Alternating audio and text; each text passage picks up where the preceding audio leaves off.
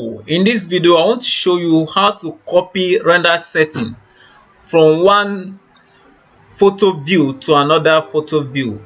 I want to copy the render setting of this photo view to this particular one. So how do I do that?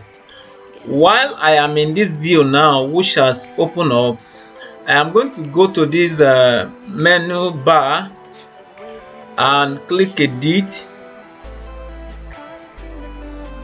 Then you will see other three effects coming up. You click on copy. Now it is copied. You are going to go to the next view, which you want to paste the render setting in. This is where I want to paste the render setting in. I want them to be similar or even the same. So I'm going to go to this icon.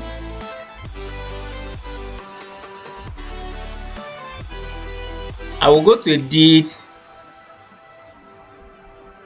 Then I will go to paste effects.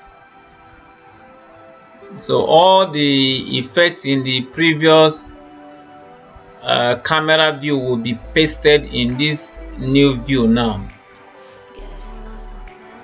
So it's just a question of editing it.